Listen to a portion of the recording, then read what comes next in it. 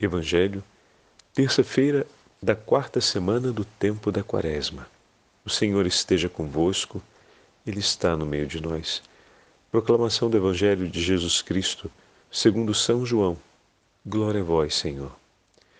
Houve uma festa dos judeus e Jesus foi a Jerusalém. Existe em Jerusalém, perto da Porta das Ovelhas, uma piscina com 5 pórticos, chamada Betesda em hebraico. Muitos doentes ficavam ali deitados, cegos, coxos e paralíticos, esperando que a água se movesse. De fato, um anjo descia, de vez em quando, e movimentava a água da piscina. E o primeiro doente que aí entrasse, depois do borbulhar da água, ficava curado de qualquer doença que tivesse.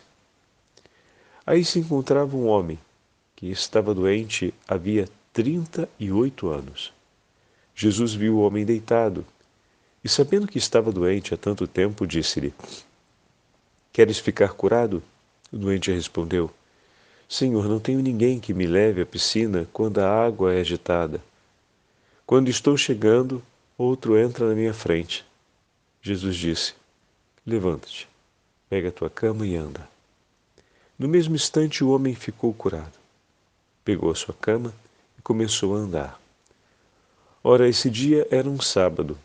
Por isso os judeus disseram ao homem que tinha sido curado: É sábado, não te é permitido carregar tua cama. Ele respondeu-lhes: Aquele que me curou disse: Pega tua cama e anda. Então lhe perguntaram: Quem é que te disse: Pega tua cama e anda? O homem que tinha sido curado não sabia quem fora, pois Jesus se tinha afastado da multidão que se encontrava naquele lugar. Mais tarde, Jesus encontrou o homem no templo e lhe disse: Eis que estás curado, não voltes a pecar, para que não te aconteça coisa pior. Então o homem saiu e contou aos judeus que tinha sido Jesus quem o havia curado. Por isso os judeus começaram a perseguir Jesus, porque fazia tais coisas em dia de sábado. Palavra da salvação. Glória a vós, Senhor. Terça-feira da quarta semana do tempo da Quaresma, em nome do Pai, do Filho e do Espírito Santo. Amém.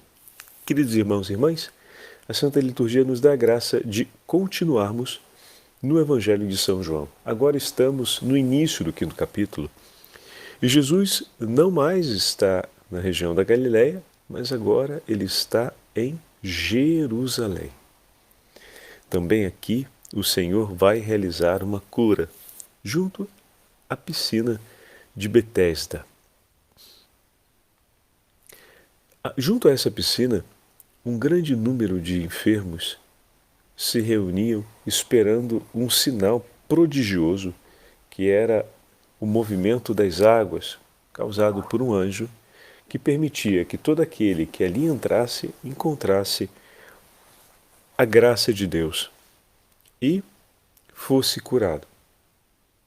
Bom, se pensamos na imagem desse último domingo, em que sobre a cura do cego o Senhor nos disse que um sofrimento na nossa vida, ele existe ou ele é permitido por Deus, ele é consentido por Deus para que se manifeste a sua glória. Eis que todos aqueles que estavam ali esperavam a ocasião bendita para verem a manifestação dessa glória. Poderemos dizer que todos aqueles esperavam esse gesto de misericórdia de Deus em favor de suas necessidades. Jesus, que é o próprio Filho de Deus, a misericórdia do Pai para nós, passa junto deles e se compadece. Deus não apenas deu a graça de um anjo vir em socorro de cada um daqueles que esperavam por Deus e de maneira extraordinária conceder a graça de, por aquelas águas, curar as feridas do corpo daqueles que sofriam. Mas por meio de Cristo, nas águas do batismo, o Senhor nos entrega a graça de curar as feridas de morte que o pecado trouxeram para nós, que o pecado estabeleceu sobre as nossas vidas, a fim de que também nós possamos ser curados para sempre, curados em Cristo. Então essa é a primeira grande graça que o Senhor nos concede.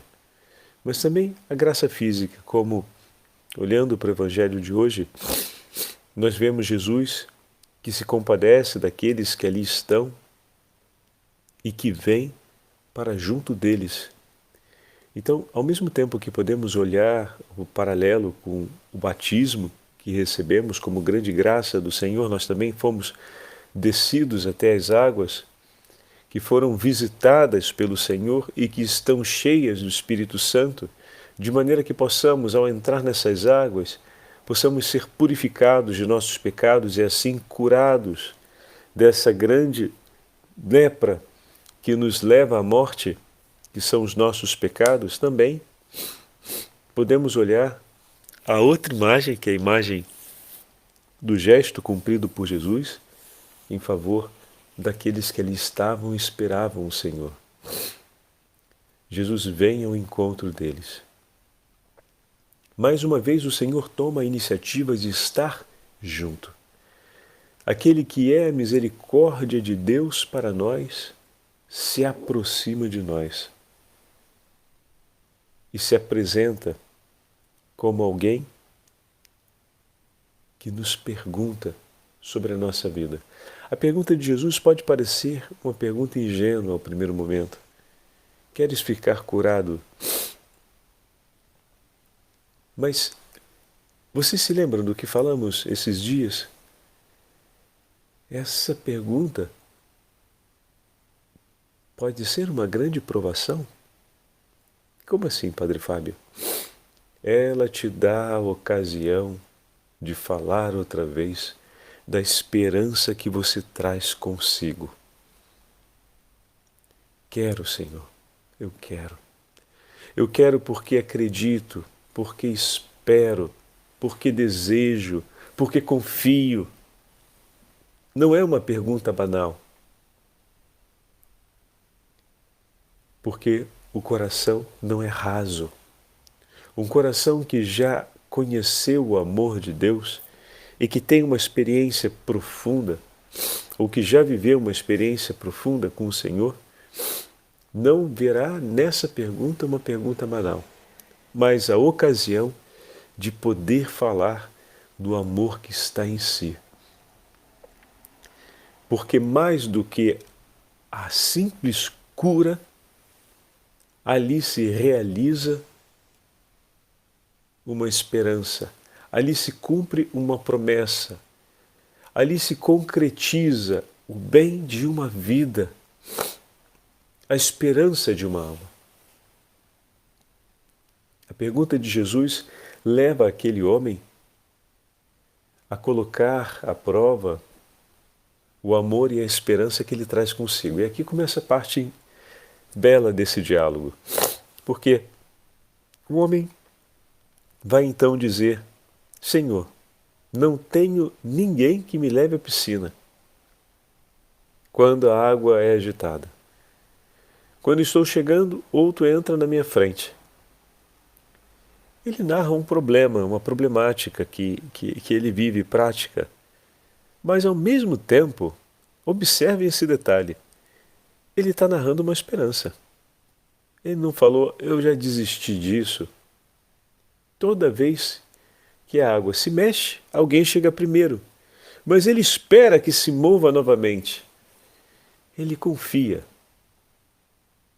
que um dia há de conseguir chegar naquela água. Não obstante as inúmeras desilusões, e não obstante a grande dificuldade e frustração que sucessivamente ele tem experimentado, ele continua acreditando e esperando que a água se mova novamente e que ele consiga entrar. Essa é uma parte que geralmente passa desapercebida diante de nós. Agora, é bem verdade que, diante disso, também nós vemos ali o homem que chora as suas dores. Quando ouvimos o texto de ontem, com o testemunho daquele chefe da sinagoga, e quando ouvimos o testemunho, então, do cego que foi curado pelo Senhor no domingo, vemos ali o vigor de uma atitude de reconhecimento.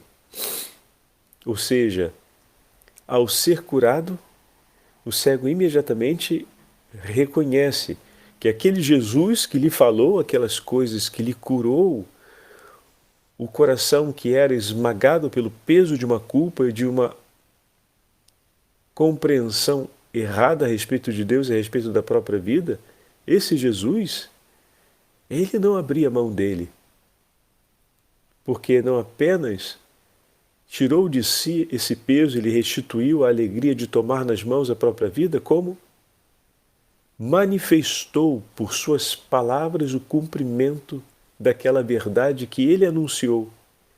Essa doença é para que se manifeste a maior glória de Deus. Aquela palavra se cumpriu. Não foi apenas uma palavra dita por ele, mas uma palavra que se realizou. Uma esperança consumada em vida, que se tornou vida para ele. E ele não renuncia, não abre mão disso, mesmo que o persigam, até o expulsarem. E quando ele encontra Jesus, ele imediatamente diz: onde está esse Senhor para que eu creia? Para que eu creia, não, para que eu veja. Ele deseja. E quando Jesus diz que é ele então se prostra a seus pés. Vemos aqui um testemunho intenso de amor. O testemunho de ontem, um pouco mais frágil, daquele chefe na sinagoga que acreditou, como disse São João, mas voltando para casa, diferente do soldado romano, a quem bastou a palavra, ele olha novamente o que se passou e o que recebe por parte dos servos e conclui então um ato de fé que lhe acompanha toda a sua família, assim diz o evangelista. Então foi preciso para ele aquela experiência e aquela passagem. Ele queria que Jesus fosse até lá, Jesus lhe entregou a sua palavra e ele corre com a palavra do Senhor, ele a recebe e corre com a palavra dele. E depois vem confirmado pela voz dos servos e ele conclui o seu ato de fé. Aqui temos um homem que reconhece, mas fala de suas dificuldades, que apresenta a Jesus as suas dores e não conseguir tomar parte naquela promessa que o Senhor fez. A promessa está ali, as águas se mexem, mas ele não consegue tomar parte.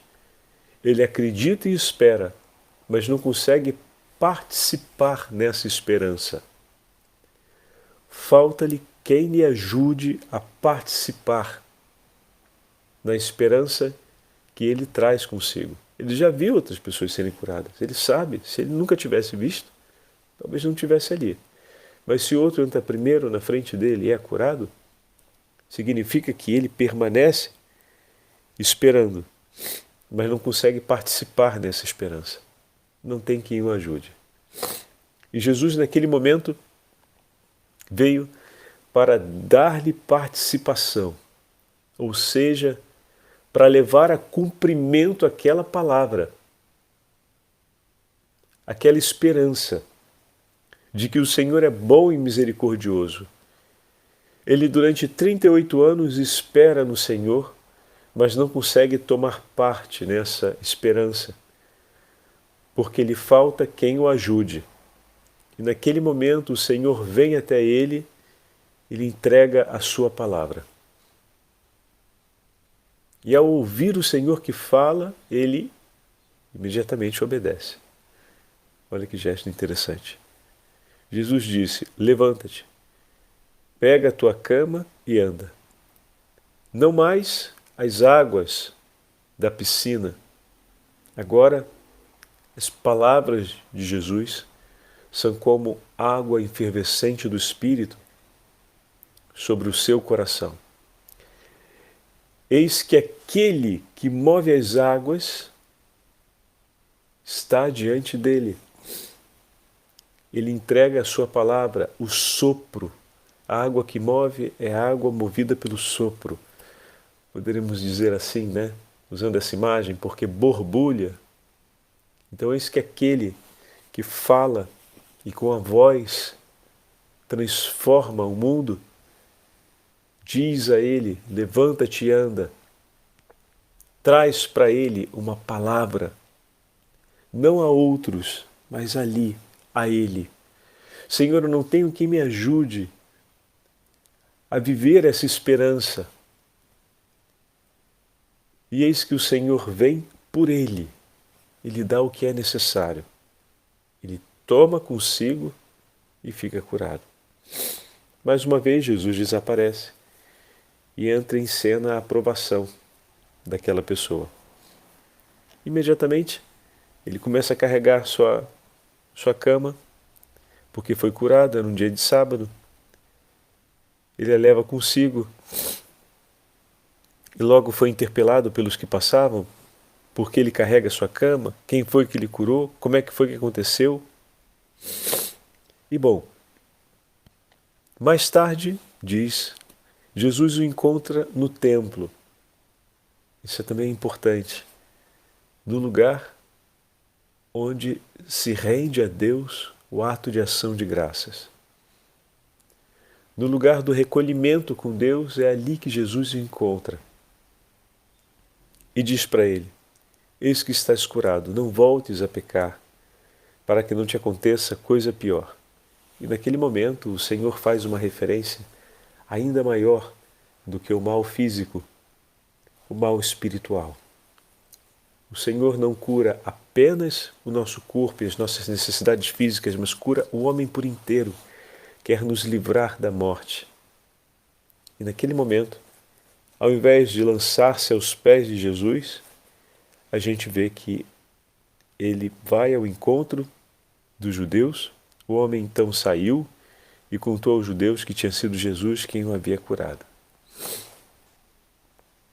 Bom, enfim, o medo de talvez ser expulso, uma vez que aquela norma, nós sabíamos que na Galiléia já tinha sido emitida, ouvimos nesse último domingo, então o medo de ser expulso da sinagoga, o medo de sofrer algum tipo de retaliação, o medo de pagar um preço mais alto, talvez a insegurança que ainda trouxesse consigo, o levou, ao invés de lançar-se aos pés de Jesus, a correr para defender-se de uma acusação, de um mal que poderia vir ao seu encontro, da acusação de ser um discípulo de Jesus. Enfim, uma coisa é certa, não obstante a graça que recebeu, ainda faltava o maior vigor de fé em seu coração. Por isso, olhando para esse testemunho, peçamos a Deus isso. Revigora, Senhor, a fé em nossos corações, para que possamos esperar em Ti e, vendo os Teus sinais, acreditar em Teu nome e prostrarmos-nos aos Teus pés, de maneira que não falte em nós a força do Espírito para declarar ao mundo e onde for necessário que Tu és o nosso Senhor, a nossa vida lhe pertence, nós somos Seus e estamos em Tuas mãos.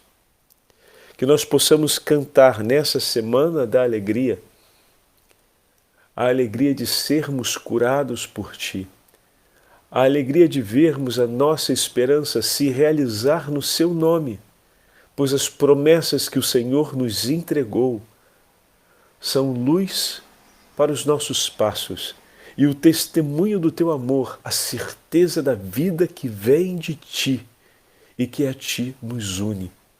Renova, Senhor, o vigor da fé em nossos corações e dai-nos um amor ardentíssimo por tudo o que é Teu, de maneira que possamos testemunhar-Te por onde quer que caminhemos. Que nenhum medo venha a intimidar, Senhor, a nossa perseverança na fé, porque o Senhor é a nossa força, No Senhor está a nossa vida. O Senhor esteja convosco, Ele está no meio de nós. Pela intercessão da Beatíssima Virgem Maria, pela intercessão de São José, pela intercessão de todos os santos e santas de Deus, abençoe-vos o Deus Todo-Poderoso, Pai, Filho e Espírito Santo. Amém.